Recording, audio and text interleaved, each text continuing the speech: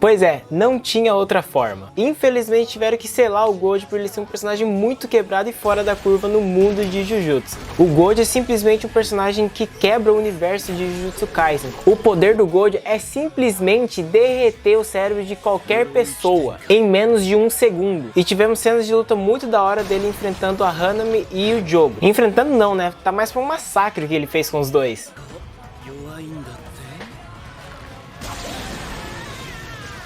E isso sem contar que ele teve que dar conta mais de 1000 humanos transfigurados. Eu tô falando, irmão, esse cara é imoral de quebrado. Mas no fim, a gente viu o fake Geto prendendo o Gojo. E eu digo entre aspas porque a gente descobre nesse episódio que esse Geto não é o Geto que a gente tá acostumado a ver. Não é o Geto que a gente viu do passado do Gojo. Bom, eu sei que você tá curioso pra saber tudo que rolou. Mas antes de eu explicar o que aconteceu nesse episódio, por favor, já se inscreve no canal e clica no like, que isso ajuda muito o canal, beleza? Conto com a ajuda de vocês então e bora pro vídeo. E aí, pessoal, eu sou o Show e bora comentar sobre esse episódio impecável de Jujutsu Kaisen. Bom, qual que era o grande plano do Geto? O plano dele consistia em cansar o Gojo de todas as maneiras possíveis, para assim o Gojo acabar que abrindo uma brecha, mesmo que por um instante, e dessa forma o Geto poder selar o Gojo. Até porque praticamente não tem como matar o Gojo, né? O cara parece onipotente no mundo de Jujutsu. Bom, a primeira coisa que eles fizeram foi atrair o Gojo sozinho na estação do metrô, onde ele teria que lutar contra o Jogo, Hanami e o Choso. Só que até aí tudo bem, porque pelo que a gente conhece do Gojo, cuidar de 3 maldições de níveis especiais é até que coisa fácil pro Gojo. Não é uma coisa muito difícil. Só que é aí que entra a primeira cartada deles. Gojo só consegue utilizar tudo de si se ele estiver sozinho, sem ninguém ao redor dele. Ter pessoas à sua volta é como se fosse um nerf nele. Isso só iria atrapalhar ele, porque todos os golpes do Gojo acabam acertando muitas pessoas. Ou seja, ele teria que tomar cuidado ao utilizar os poderes dele para não acabar acertando as pessoas em volta dele. Ou seja, com isso em mente, eles jogaram um monte de humano no campo de batalha. Dessa forma, o Gojo teria que ter muito cuidado ao utilizar o azul ou o vermelho, senão ele ia acabar explodindo todo mundo ali junto. E com isso a gente já vê o massacre começando. Jogo, Hanami e Choso já começam matando geral, sem dó nem piedade. E ponto positivo para adaptação, que não censuraram nada. Novamente, tem sangue para todo lado, gente morrendo, grito pra cá e pra lá, enquanto isso os vilões só se divertindo matando todo mundo. Bom, após isso, Jogo e Hanami já partem pra cima do Gojo, que tá focado somente na defesa, já que qualquer golpe que ele utilize, sem querer ele pode acabar acertando inocentes. Mas é aí que eles surpreendem o Gojo, porque eles estão utilizando amplificação de domínio, que consiste em cobrir com uma camada de domínio que diminui o efeito do acerto, porém pode neutralizar qualquer técnica. Ou seja, é dessa forma que eles conseguem quebrar o poder do limitado do Gojo, e assim poder acertar golpes físicos nele, o que força ainda mais o Gojo a ficar na defensiva e só ficar fugindo dele. Mas é aí que o bicho começa a esquentar, porque Jogo começa a matar os humanos, e ele diz pro Gojo que se ele continuar fugindo, mais humanos inocentes irão morrer. Dessa forma ele obriga o Gojo a lutar com eles. E a gente sabe, galera, que o Gojo lutando é uma das coisas mais imoral no mundo de Jujutsu Kaisen. Quando ele decide parar de ficar se esquivando ou fugir, ele começa a utilizar só técnicas de artes marciais. E só com isso ele já tem uma enorme facilidade de meter a porrada nesses dois. O cara literalmente pega o braço do Jogo e arranca como se não fosse nada, com uma facilidade enorme. E vale destacar, o Gojo ele tá com uma cara de psicopata atrás desses dois, cara. E com isso também a gente consegue perceber que o Gojo ele não tem só poderes fortes, ele tem uma força bruta, porque em outro momento, com um chute, ele acaba arremessando Hanami pra muito longe. Então você vê que o Gojo ele é uma criatura muito fora do normal, porque apenas utilizando um pouco de energia amaldiçoada nos golpes e utilizando artes marciais, ele tá dando conta de 2 espíritos amaldiçoados de níveis especiais, cara. Bom, após isso, Hanami decide utilizar sua técnica inata para tentar assim acertar o Gojo de alguma maneira. E com isso, o Gojo vê uma brecha na Hanami e pula em cima dela, pois ele percebeu que esses espíritos amaldiçoados não conseguiam utilizar amplificação de domínio junto com as técnicas inatas deles. Ou seja, ele só consegue utilizar um ou outro. E no momento que Hanami decidiu utilizar a técnica inata dela, ela abriu brecha pro Gojo chegar nela. E é aí que nosso psicopata dos olhos azuis simplesmente arranca os olhos de Hanami. E logo em seguida, sem dó nem piedade, apenas amplificando a sua energia amaldiçoada, ele acaba pressionando Hanami na parede e esmagando até a morte. Vocês têm noção do quão retardado de broca é o Gojo? Porque não existe outra pessoa no mundo de Jujutsu atualmente que consegue exorcizar um espírito amaldiçoado de nível especial, apenas utilizando sua energia amplificada e pressionando o cara até ele se explodir, até não sobrar nada, virar poeira, pó. Eu falo, galera, Gojo não é a salvação desse mundo. O Gojo, ele é literalmente capiroto nesse mundo. Porque se ele estivesse do lado dos vilões, ou ele tivesse uma mentalidade um pouco diferente, tipo a do Geto, cara, o mundo já tava virado de cabeça pra baixo.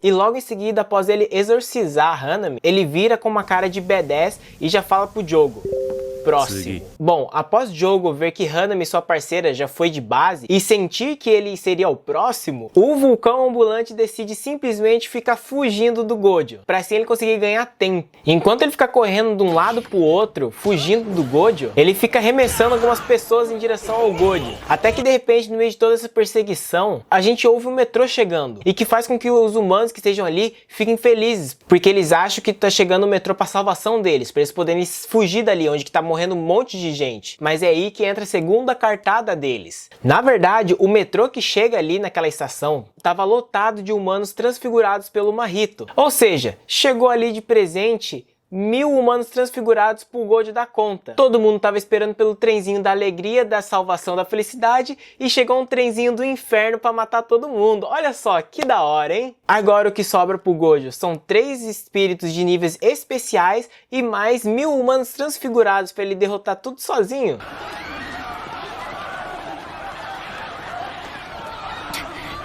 Só que tem um ponto muito importante nesse tudo. O Gojo, ele não é que nem o Itadori. Se ele fosse igual ao Itadori, ele já tinha perdido a paciência, perdido a calma e ia perder o autocontrole de ver tanto inocente morrendo à sua volta. Já que o Itadori liga muito pra vida alheia, visto que até hoje ele se culpa pela morte do Junpei.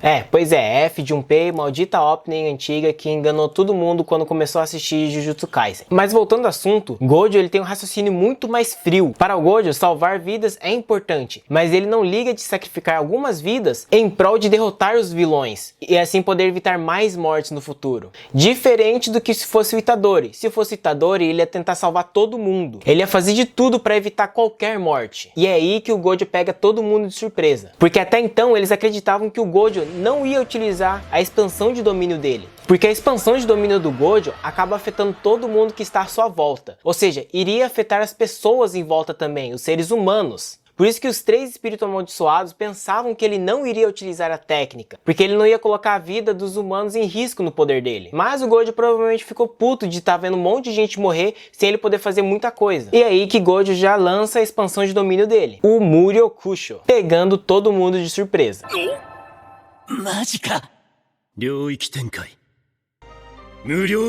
Para quem não lembra, a expansão de domínio do Gojo acaba acertando todo mundo que está dentro dessa área, fazendo com que todo mundo que foi afetado pelo domínio de expansão dele receba uma quantidade infinita de informação no cérebro. Ou seja, isso faz com que o seu cérebro derreta de tanta informação para processar. Porém, dessa vez ele ativou a expansão de domínio dele por apenas 2 centésimos de segundos, ou seja, 0,2 segundos. Esse foi o tempo que o Gojo achou que seria o suficiente para não deixar todos os humanos em estado vegetativo no futuro. E durante esses 0,2 segundos, foram transmitidos cerca de 6 meses de informações ao cérebro de todo mundo que estava ali, fazendo com que todo mundo ficasse instável e paralisado. Cara, na moral, vocês entenderam o que eu disse? O poder do Gojo é simplesmente derreter o cérebro de qualquer pessoa em menos de 1 segundo. Esse cara é totalmente insano. Eu não me lembro de um outro personagem recente no mundo dos animes que é tão poderoso assim no universo dele. Se você tem algum personagem em mente, por favor, já desce no comentário, me fala qual que é o nome do personagem e o nome do anime pra mim dar uma olhada. Mas bom, nesse tempo que tava todo mundo parado, processando informação,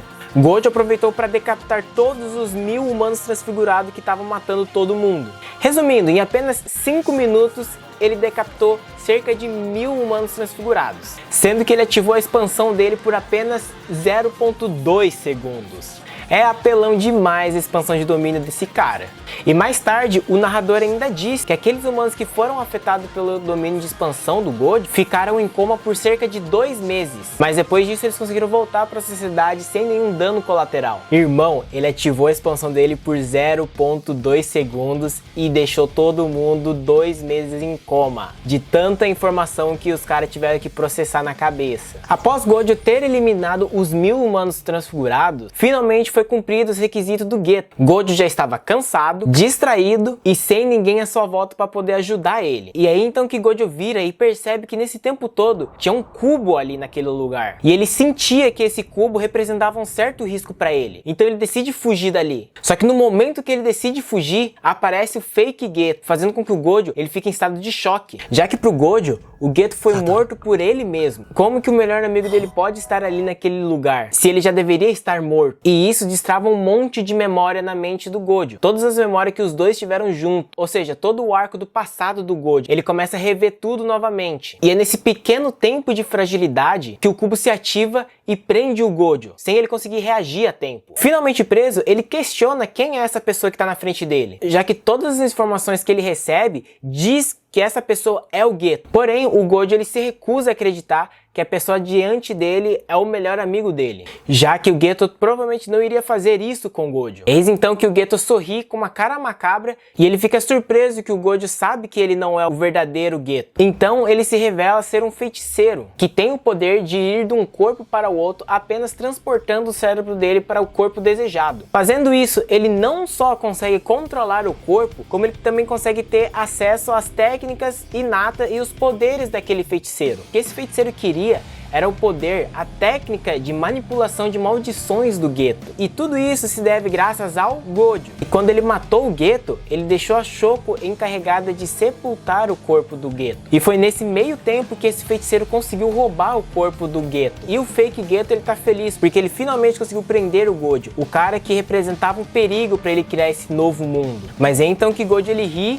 e diz que existe um feiticeiro ainda que consegue dar conta do recado. E essa pessoa é o Yuta, o protagonista do filme Jujutsu Kaisen Zero. Porém, o fake Geto diz que o Yuta não será um grande problema quanto o Gojo. E nisso, Geto diz que vai liberar o Gojo, mas só vai liberar o Gojo quando ele conseguir criar esse novo mundo que ele quer. E é assim que a gente termina esse episódio, com eles praticamente conseguindo selar o Gojo. Me diz aí o que você achou desse episódio. Eu sinceramente gostei, achei muito da hora e entendo totalmente eles prender o Gojo, porque o Gojo nesse mundo ele desequilibra tudo. Ele consegue resolver tudo sozinho, então meio que não dá pra deixar o Gojo aí vivo porque a trama não consegue se desenrolar, não consegue seguir. Mas diz aí o que você tá achando desse arco do incidente de Shibuya, porque já tá muito da hora essa parte e pelo que eu vi tem muito mais coisa pra rolar e coisas muito da hora. Então é isso, muito obrigado para você que chegou até aqui. Não se esquece de se inscrever, clicar no joinha se você gostou. Você pode assistir a playlist de Jujutsu aqui, ou também tem esse outro vídeo de Jujutsu. Na próxima, até o próximo vídeo e falou!